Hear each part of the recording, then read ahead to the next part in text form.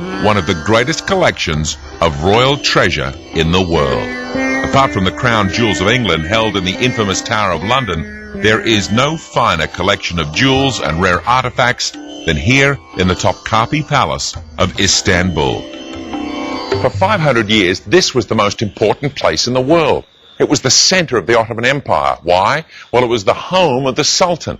Here in the Topkapi Palace, there are 3 courtyards, but behind the Felicity Gate is the inner courtyard, the Sultan's private quarters. Nobody went inside. It was full of the legendary treasures that the world's biggest empires could provide its most important person.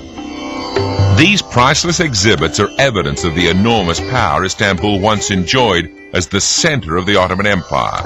Its power stretched from China in the east to Europe in the west. Yet it was all centered here, inside the quiet gardens of Topkapi Palace, home of the Sultan Kings. Topkapi was a combination of government offices, treasury, personal living quarters, and of course the legendary harem of the Sultan. Once closed to outside eyes for hundreds of years, today it's a museum open to the public 6 days a week and offers a tour of a lost royal lifestyle unlike any other in the world.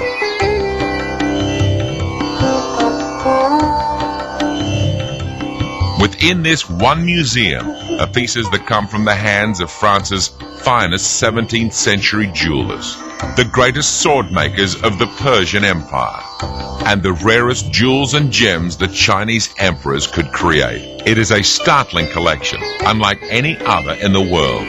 The Topkapi Palace was founded in the 15th century by the Ottomans when they moved into Istanbul.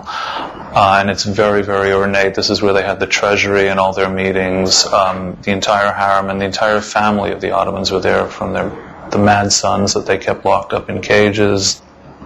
Everyone was there.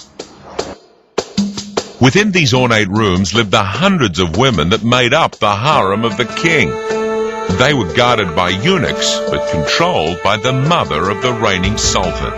It was the elder queen's job to make sure her son chose a woman who would not be just a fitting match, but a loyal ally when she ascended to the throne as the new queen. Within these ornate walls, some of the most beautiful women in the world lived in luxury and awaited their opportunity to catch the sultan's eye and have a hand in ruling an empire.